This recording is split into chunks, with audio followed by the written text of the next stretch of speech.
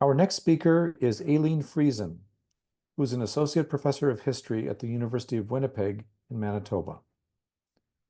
Dr. Friesen teaches in the history department at the University of Winnipeg and is also, let me just redo this.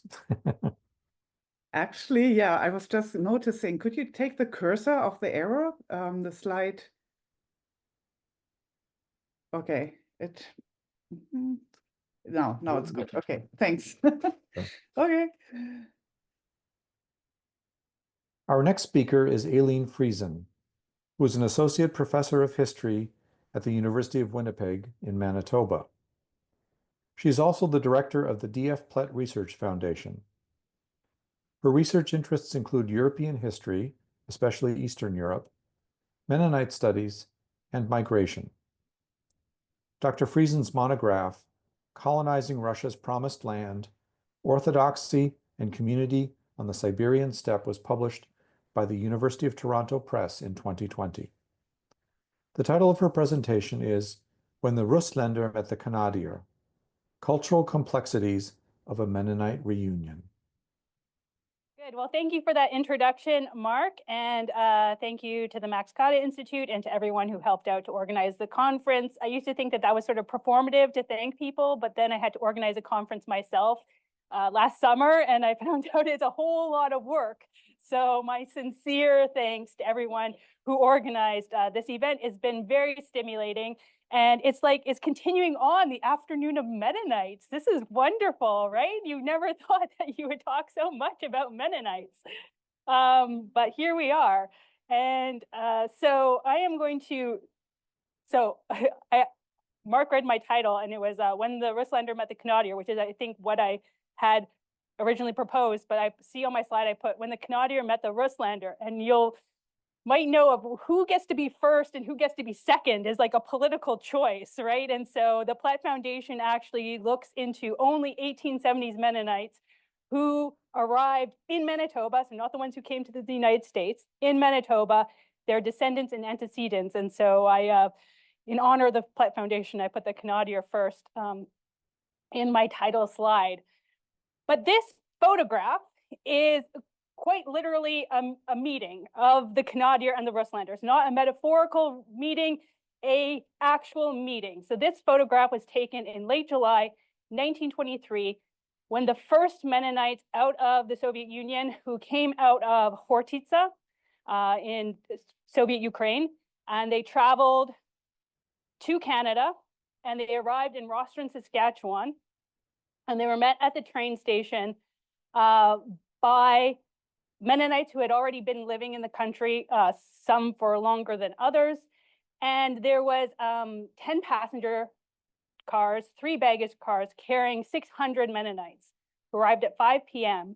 And David Taves, who was one of the main organizers of this migration, he welcomed the migrants, who then, in thanks to him, broke out in song to sing to him in order to express their gratitude for what he had done for them. And as Taves recalled, quote, "We were all deeply moved at the sight of those who had suffered starvation and persecution. Once wealthy, they had arrived without means. The task now was to make a fresh start under completely new circumstances," end of quote. So the meeting was, let's describe it as joyously anxious. The Mennonites from Canada felt anxious and overwhelmed by the poverty, the destituteness of the new arrivals. So overwhelmed that some of them even stood there with tears in their eyes as they saw the scene that unfolded before them. The Mennonites who had departed Hortitsa in Soviet Ukraine nearly a month earlier, so they were a month on that journey, they were also overwhelmed with a new language, few economic prospects, and no real idea where they would lay their head.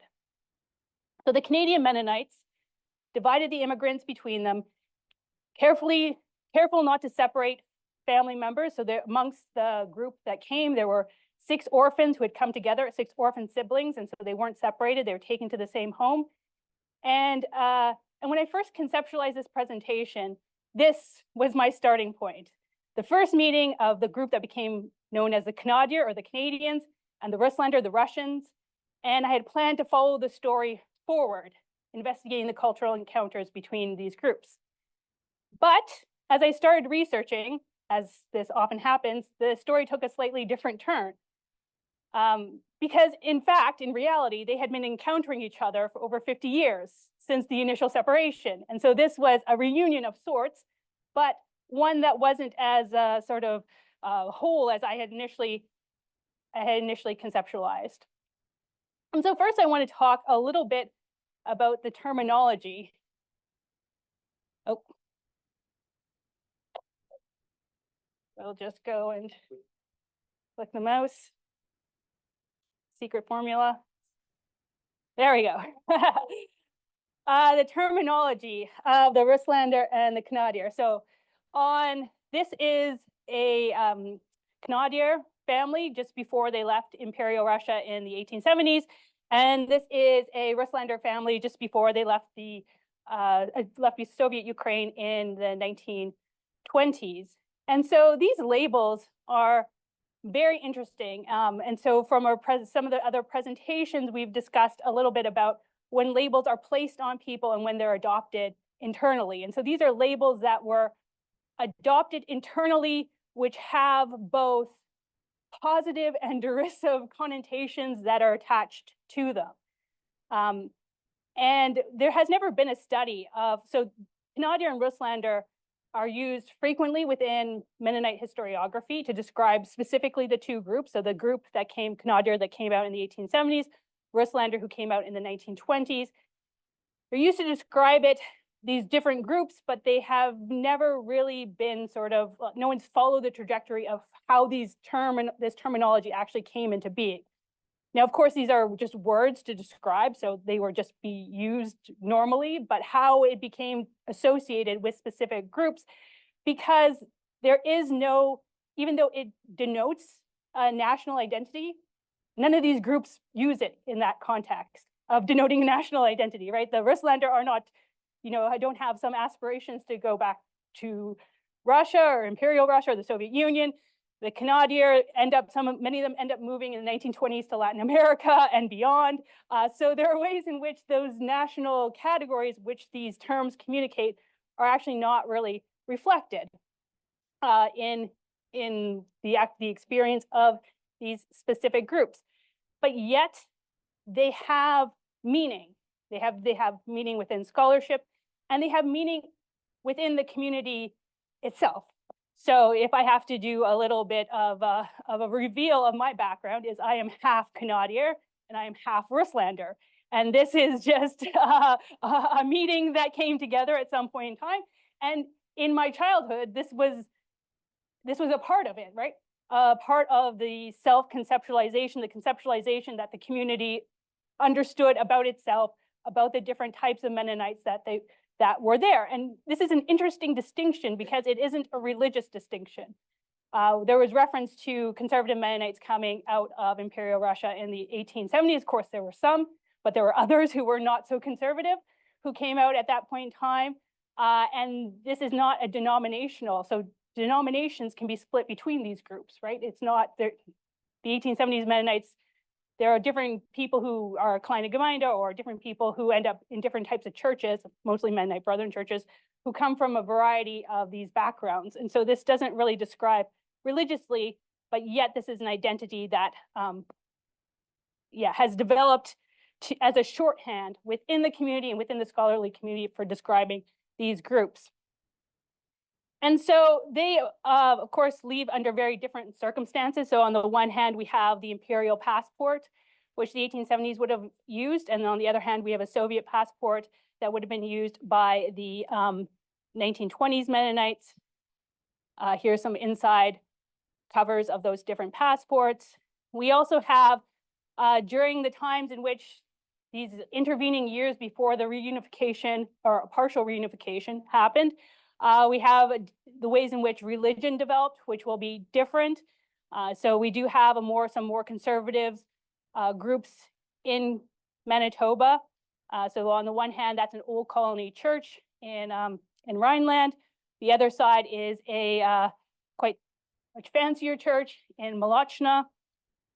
We have differences of opinions about schooling that will develop within the community. So on the one side is a school in Waldheim, Manitoba, On the other side, a school in Molochna, both around 1911. We'll have different attitudes towards higher education.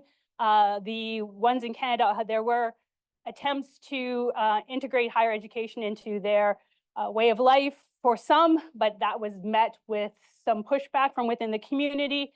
So that one building is the Mennonite Collegiate that was founded in Gretna, Manitoba. On the other side, we have the girls' school that was formed in Hortitza. We have differences in the presentation of wealth. So we have early 20th century, one house in Gretna, Manitoba, another house on one of the estates, the grand estates of the Mennonites in the southern Ukraine. We have some similarities, right? I mean, there's a little bit difference in the head covering, but the one side is a woman from Manitoba, the other one from Imperial Russia. And so as I was studying the connections and interactions in the intervening years, I thought through, you know, what is the connecting point? You know, what can we see really binding people together? And initially, like I said, I thought religion was going to be one of the main things. But as I was going through these documents, what I found is the importance and significance of family. And that was, on the one hand, shouldn't have been surprising, but on the other hand, is kind of surprising. The ways in which those family connections were formed and then carried through despite the intervening years. So I'm going to talk a little bit about that. But first, I'm going to talk about how the diaspora was created, because in order to have the initial meaning of the 1870s and 1920s Mennonite, we have to have the formation of the original diaspora. So, as has been referred to in some of the previous presentations, in the 1870s, we will have 7,000 Mennonites arrive in Canada and just over 10,000 arrive in the United States from Imperial Russia. And of course, these are ones who had come, whose ancestors had entered the Russian Empire in the late 18th, early 19th centuries, settling in the land of southern Ukraine. And Mennonites, some groups of Mennonites will decide to exit the Imperial Russia because of changes in the 1860s during a period of known as the Great Reforms, in which the Russian Empire was attempting to sort of catch itself up to other European states, and they introduced a series of reforms in order to make that happen. One of the major reforms, of course, is getting rid of, the introduction of conscription. And Mennonites and other groups who had come in as colonists had enjoyed that privilege of not having to be conscripted into the military. Eventually, of course, as has been mentioned, there'll be the introduction of the forestry system. So there'll be negotiations between Mennonites and the Imperial Russian state in order to create a system in which Mennonites can then maintain, or how they saw it, maintain their beliefs and remain in Imperial Russia. However, there were people who decided that this type of compromise could not be accepted. It wasn't only the idea of military service. There was also a land crisis within this space during the 1860s particularly, and there was concern about being able to find enough land. In some cases, they are benefiting from the emancipation of the serfs and the fact that landowners now couldn't, Russian landowners couldn't have the labor necessary in order to run their farms anymore. In other cases, that didn't translate into actual selling of farms, that translated into renting, which also created some issues with Mennonites who wanted to be able to own their own land. But there were not only these external factors, there were also, one more external factor, was the introduction of the court system. So there was the introduction of the court system and the integration of Mennonites into the Russian administrative system. Now, for many areas, that didn't actually mean much because they already had control of their own administrative system, and the ways in which the boundaries were drawn, they still had control over their own administrative system.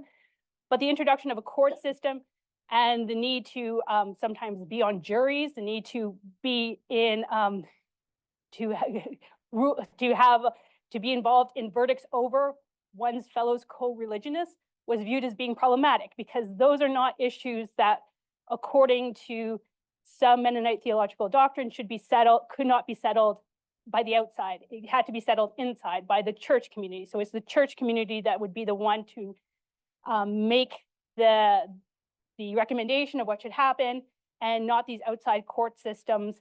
And you shouldn't be on these outside court systems making judgments against your own co-religionists. So for certain groups, that was also a problem. There was also some issue with control over education systems, although to the extent that the introduction of Russian language was definitely a point for certain groups, and the extent to which that was a point for Mennonites is a little bit unclear in terms of whether or not that was really a factor in what was happening. But education on a different level was a factor. So there had been this modernization of the education system that starts really with Johann Cornys in the 1840s, and that had picked up steam, shall we say. And in the end, some people were uncomfortable with the emphasis on education. And this was, I did an issue of, I edit a magazine called Preservings, and we did an issue, and we highlighted a text that really spoke to this issue of the introduction of note singing into churches.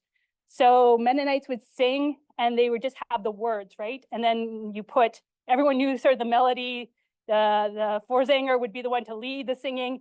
And then they introduced actual papers with notes on them, musical notation. And that was viewed as being too modern by some within the church.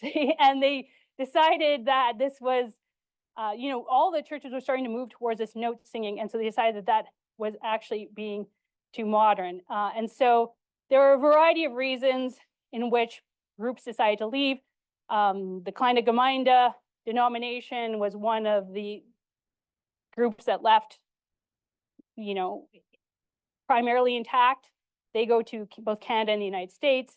The group that would become known as the Old Colony comes from Hortitza and Fürstenland, and they end up in Manitoba. And then there's also a group called the Berchtal Colony that was near Mariupol, and they will also end up in Manitoba as well. And I mentioned some of these disagreements because so we think that this is just the conservative people left. Yes and no.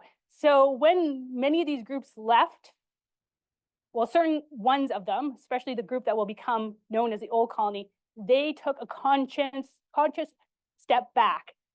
So they actually looked at where they had been. So they had already been doing these things. They had already incorporated some of these things into their practice. They looked at where they had been, and they decided that they were going to step back and do things differently. And so when they arrived in Manitoba, there was discussion about, for instance, singing with notes. No, out the door, gone. Back to the old way of singing, and integration into kind of administrative systems. We'll run our own administration, but we won't be integrated into state systems. So there were ways in which those kind of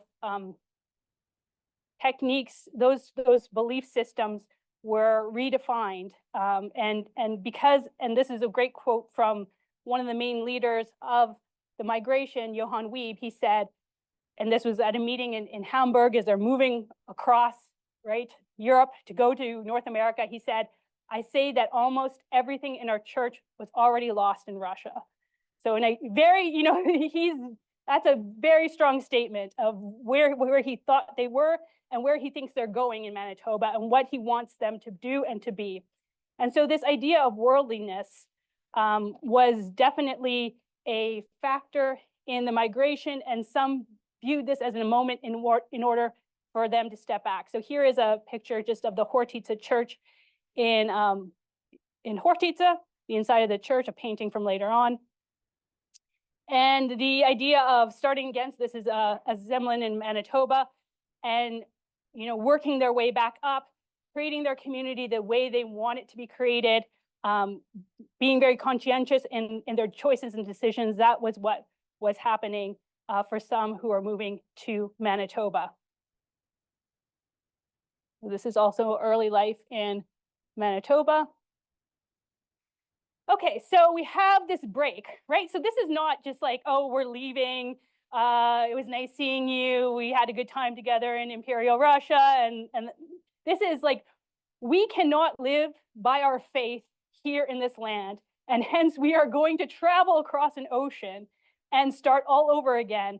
And you staying, because of course the majority remained, as always. The majority always remains, which is something we like to forget about in Mennonite history. The emphasis on migration is that there's always a group that stays behind. The group that stayed behind is the one that didn't have those beliefs, right? That didn't have that extent, that depth of faith in order to make this move.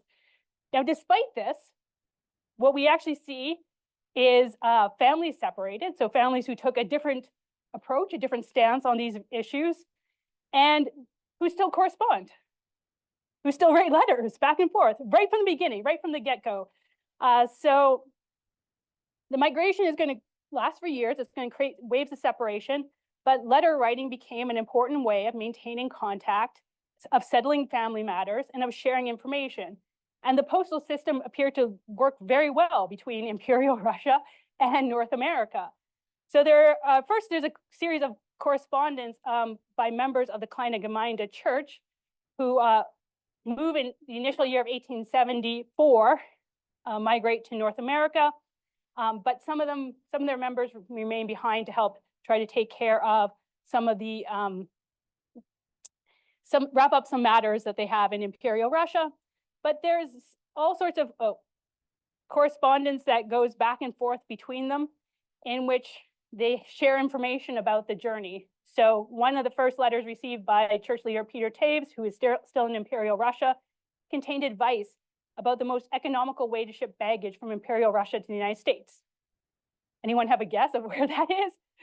Berdyansk to New York is the most economical way, according to the letter writer, to ship baggage to the United States. Berdyansk in Ukraine. So he also received inquiries about forwarding money to Hamburg to help pay for travel deposits, and all sorts of ways in which they are communicating and sharing information. But so that's not surprising, right? These are part of the same denomination, they're sharing information. But even once people arrived in North America and settled in their homes, whether it be in Kansas or Manitoba or elsewhere, there are some families that showed commitment to maintaining a form of intimacy through letters. So Maria Friesen recalled how her mother, Maria Becker Schmidt, maintained correspondence with family members back in Imperial Russia. So she often regaled her daughter with stories about her childhood in Imperial Russia. And so letters would be sent to one family member, right? And then as they do it, they copy it and they pass it along. And so that becomes a way in which extending the content of these letters. So none of these Becker-Schmidt letters survived, but other letter collections from the period speak to the potential topics covered within these family correspondence. So major and small life events were formerly shared in person, were now delivered on paper. Deaths of family members often raise questions also about inheritance and the difficulties of addressing these fiscal concerns through letters instead of in person, and be able to negotiate that. So in the case of the Burr family, with one member in Canada and the other in Imperial Russia, after the death of their mother, there had to be a division of the estate between the father and the children. And this became a complex issue in which one child's husband took over the farmland, and other siblings were owed money, and the sibling in North America couldn't get their money. And this caused all sorts of drama that was then portrayed in these letters, in which they tried to sort out what was happening while maintaining contact and just not wanting to sort of rock the boat too much. But it was clear that there was anger in the letters between siblings. Not surprising, right? This is still a very common, something very common to happen. And so without these face-to-face meetings, these types of contentious issues were difficult to resolve. There's also this interesting differing of opinion. How do you deal with a difference of opinion about the migration and what should be done about it? So on the one hand, these families are separated because of the choices that one group made. And there is all sorts of religious tones to that. And how do you express that with not expressing it, right? Because these are intimate letters and you aren't going to chastise, but you kind of do want to chastise a little bit. And so they find ways roundabout ways to do that. So for instance, in one letter to their children in Manitoba, Johann and Maria Siemens, who are still in Imperial Russia, shared the story of Jacob Pitkow from Niederhortitza, who decided to migrate and to test the waters to convince his family of the plan to migrate. So they're telling a story about someone else, right? Someone else's experience. And they're telling their child who has migrated to Manitoba that 2 months after leaving, this Pitkow returned to Niederhortitza, having been, quote, healed from the sickness of going to America, end of quote. And so while not explicitly stated, we can hear the implicit criticism of their own children for having left them and gone to North America. So even with such tension, some Mennonites maintained a long-standing friendship with friends and relatives in Imperial Russia. So Klaus R. Reimer, whose family migrated to Manitoba, to Steinbach, there's Steinbach, and that's Hauptstadt on the other side. So he migrated to Manitoba in 1875. He was still 20 years later, after immigration, sending and receiving letters to Imperial Russia. We don't have the letters, but we have his diary entries, which tell about what he was writing about. And so he seemed to relish news about his former homeland. He expressed nostalgia, so he liked to reminisce about his childhood in some of these letters, because in Rosenort, Russia is where, quote, his cradle once stood. He engaged in gossip. So he was always wanting to hear about the difficulties within the churches in Imperial Russia and what kind of fights were going on amongst different interpretations of religious values. He remained convinced that life was better in Manitoba than Imperial Russia and readily expressed that position in his letters. So, quote, I wrote that it was much better here than in Russia. So he's describing what he wrote in a letter. He said, I wrote that it was much better here. I wrote about the milking station machines and how many cows we had. So this was part of his way of bragging to his relatives back in Imperial Russia that he had more cows than they had. He also invited his relatives to visit or to migrate. So he said, you know, you should come here even for a year. I'll help you set yourself up. It's no problem. He said that if they came, that they could have better, closer relations, and how much he liked talking to them and through these letters. So it seemed that these connections were tangible for him and were maintained over a very long period of time. You know, like I said, 20 years previously he had migrated, but he still maintained this very lively correspondence. And so, I mean, in the end, these letters are really about visiting, and they even say that in these letters. So with this letter, you've had a visit from us in Russia, or with this letter, you've had a visit from us in Canada. They were just ways of maintaining that visiting circuit that was so essential. If you read any diaries from, you know, the 1860s, you can see how many people they're visiting and how often. And it's these circuits of visiting that they kind of then get translated into correspondence after people are separated through the migration. So it's not just through letters that we see the connections between Mennonites from Imperial Russia, southern Ukraine, and Mennonites in North America. People also used newspapers in order to maintain this connection. So in 1878, John F. Funk, who was not a Mennonite from Imperial Russia, but still a Mennonite, he starts a newspaper that eventually would become Die Mennonitische Rundschau in order to serve the community of Mennonites who left Imperial Russia. And this becomes really a strong way in which people found each other, stayed in touch with each other. Sometimes they're sharing information. We think that social media is has people sharing too much personal information. Trust me, the Mennonites had that covered long before in their newspapers. They like to share all sorts of things. But it becomes another form of this way of communicating and corresponding and keeping in touch and in contact with their relatives and friends in Imperial Russia. So on the pages of the Rundschau, there's constantly complaints about either a lack of letters from friends or relatives in Imperial Russia, or a lack of information from people in North America. It regularly appears in these intervening years between the 1870s and the 1920s when immigrants start to arrive. So in 1885, Peter and Helena Siemens from Mountain Lake chastise the Russlaender, so they're calling them the Russlaender, the Russians, for not writing. In 1891, Jacob Dick submitted a list of those he would like to hear from. So he listed people who he thought should write to him in the Rundschau. The following year, Jacob Penner wrote a lengthy request urging absent uncles and brother-in-laws to write from America and update the family about their whereabouts. Quote, our parents are in good health. They would like to hear something of their beloved children in America. So these were not being very good children and not writing back to their parents. And so this is one way to, I guess, chastise them, is to publish it in the Mennonitische Rundschau. Johann Quiring wished to be reunited with one of his childhood friends, Jacob Martins from Malachna. And so he wrote, I would love if the dear Russians could write for the Rundschau. I'm not the only one who thinks so.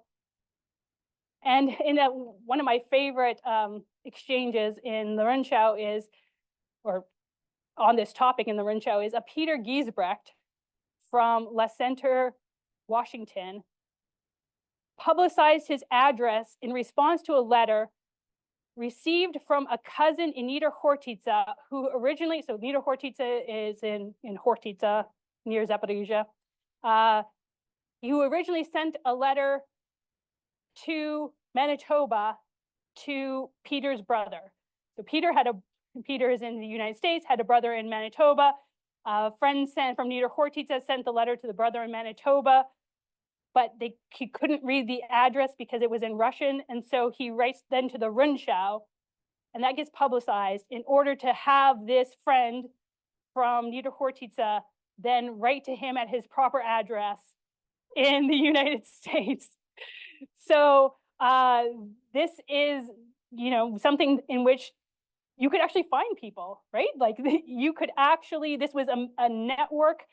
The Rundschau acted as a network in which people could make their requests known, and then hopefully someone would then make contact and give them the information that they needed. It's not only about these personal relationships. I mean, there is mention of sort of the old homeland, especially writers. The Rundschau was received in Russia, in Imperial Russia, but is primarily serving a North American audience. And so there are mentions of like wanting to hear about the old homeland. Normally there's a column that has to do with somewhere from Imperial Russia. And readers of the Rundschau would often comment about how much they enjoyed hearing this news. They would say things like, for instance, one reader wrote in, sometimes it appears so vividly before your eyes that you long to set foot again on Russia's shores. So this, engaging this nostalgia of a place that they left behind for what they viewed as valid reasons, but still feel this connection to it. So it was not just interactions through actual letters being sent to people's physical addresses, not just appeals being published in the Rundschau. We also have different ways in which Mennonites are keeping in touch during this period. And travel is one of the major ways in which Mennonites are keeping that contact. And then, not surprisingly, is you can't travel without publishing about it. So they travel, they make those connections, and then they write about it and publish it in the Rundschau. And then we know about it. So Mennonites interacted not only through letters and newspapers, they also physically crossed geographies in the late 19th and early 20th century to visit. The number of trips is difficult to quantify, but they weren't uncommon. And by 1900, for instance, Klaas Penner from Gretna, which is located in southern Manitoba, had taken 4 business trips to Imperial Russia. I don't know what he was doing there, but he had taken 4 business trips to Imperial Russia, and he claimed to receive letters and inquiries of people in the area of Manitoba who also wished to take this trip and go with him, I guess, on sort of like a little vacation back to the old homeland and to visit their friends and family.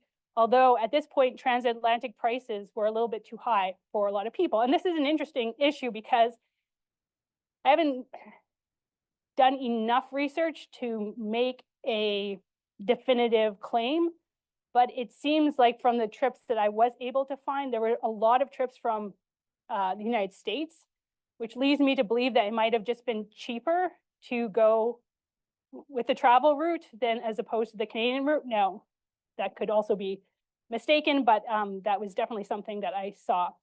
So it was not long after the initial wave of immigration that people started to return to visit.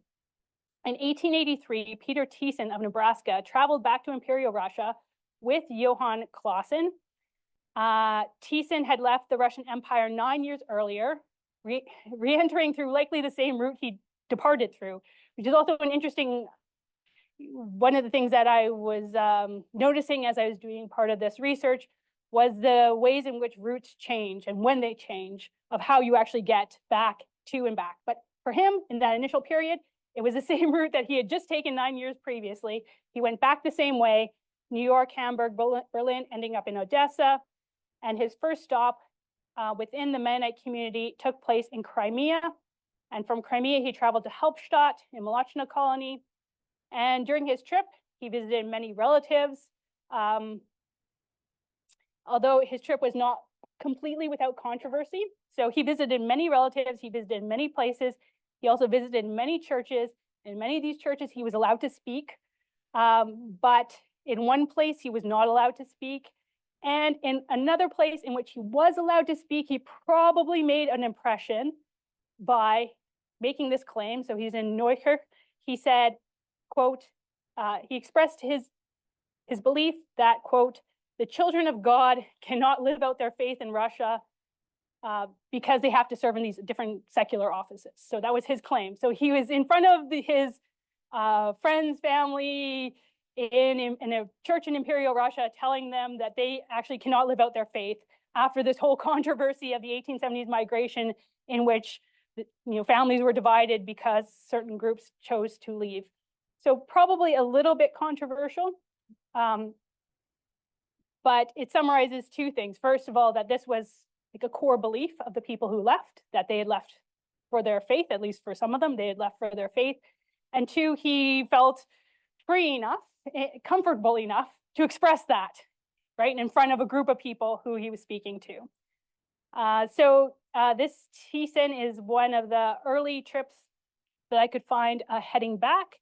Another person who headed back, and we have this really interesting write-up about this trip in a couple of issues of Preservings, that magazine that I edit. And that's Martin B. Fast, who you can see there.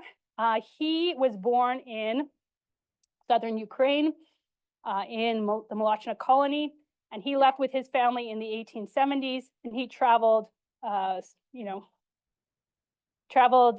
to the United States. They end up in Nebraska. He has a nice description of his arrival in Nebraska, where he was greeted by relatives with a handshake along with coffee and svibak. So that was a nice Mennonite greeting in Nebraska that he received.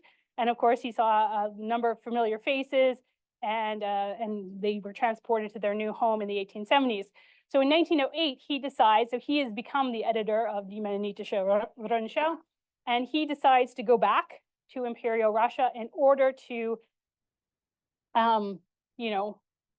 just visit, see what's going on. Probably he's trying to get some more subscribers, right? He's peddling his wares out in Imperial Russia. So he travels back. One of the things that's interesting is that I don't know if he didn't realize it was going to be an issue, but he struggled with the language, right? The Russian language, the switch over to Russian being the language of communication was a little bit startling. So it starts in New York where he's at the consulate and can't talk to them. And then it will just escalate, I guess, as he's on his trip. So at one point he has no idea where he's going. He's always constantly trying to find someone at these different stations who speak German so that they can tell him what train to take, where to go. And at one point he, quote, enters Mennonite territory. And then he discovers people that he knows sitting across from him in the train. And now he can get orientated and figure out exactly where to go. So that is his way of having that facilitated. But once again, he is his description of his trip back has a little bit more of comparison. So comparing life between the United States and Imperial Russia. So he often expresses surprise at things that he thinks should be more developed that aren't. So one of the things that he thought Mennonites in Imperial Russia should do is to invest in American pressure systems to help water their gardens. So this was one of the ways, and he thought that the Mennonites in Imperial Russia were still a little bit behind the times. And he also expressed to his, I'll leave that one. But bicycles were okay. So bicycles, similar quality to America, but definitely not the watering systems. So he also, like similar to most other accounts, he's visiting relatives, and they're all over the place. Now, this is sort of relative kinship in the broader sense. So sometimes direct relatives, right, like actual uncles, but then sometimes just uncles in a not a spiritual sense, but in someone who you're close to. And so everywhere he goes, he is finding places to see people who are taking him in, showing that these sort of networks of hospitality and generosity are still existing for him, even though it's been so long since he was last there. Obviously, perhaps being the editor of the Rundschau helps out in those connections and relations, but that's fine. And then he also becomes a courier during this trip. So it's not just that he's visiting people, he's also bringing news to certain people. So there's certain specific people that are on his list that he must go and see. And we see how these connections are everywhere. So he visits this Abram Weentz, who has 3 sons in the United States. He visits another group of people whose children have also immigrated. And he goes to Shoinze to settle a matter of inheritance between relatives living, or they're obviously siblings, one living in Shoinze, Malachna colony, the other one living in Kansas. So he is the one who is couriering this information. And in this specific I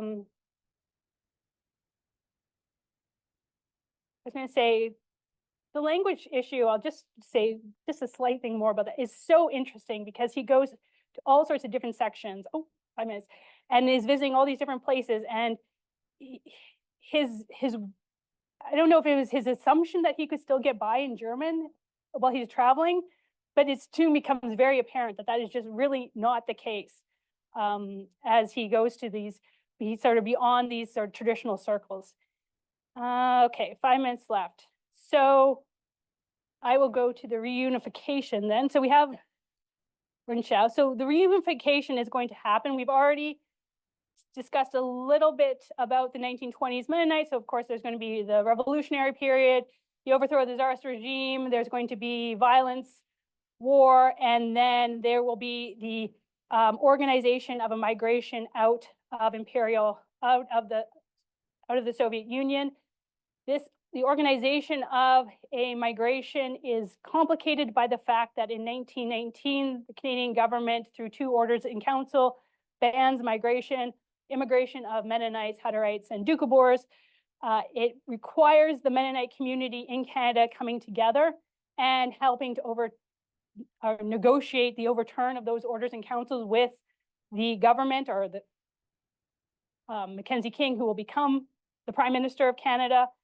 Interestingly enough, Mennonites who come to Canada in the 1920s understand the significance of that.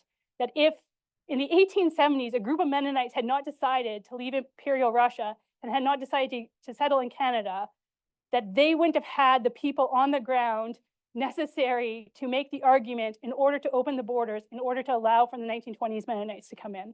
So there's a recognition of that. There's also the other side of it, the recognition on the 1870s part, that if only these people in the 1920s had realized what we realized in the 1870s, that this was all going to happen and take place, and if only they had then foreseen that and been faithful, they would have left Imperial Russia at the same moment that we did, and there wouldn't have been all of this, all these problems and controversies.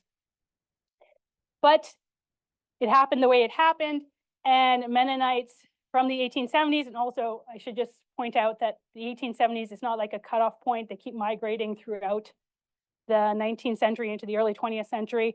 The separation, that migrations happened, and there are ways in which Mennonites then re-encounter each other. So one of them is, I'll go to this one because this is a nice example. Anton Funk left Imperial Russia at age 17, and 47 years later, he met his niece for the first time. She's accompanied by her family, and she moved into his home in Manitoba. She was a widow after the murder of her husband during the Revolution, and then all of a sudden she appears, right, with her children. He takes her in. He's so interested in hearing about his own old homeland. He's so interested in like that experience of homesickness that he kind of really engages her in conversation to describe it. And there's ways in which, you know, the way they celebrate Christmas, even though they have the same foods, all their traditions surrounding how one does and performs being Mennonite is different, yet they are brought together by this tragedy that took place in the Soviet Union.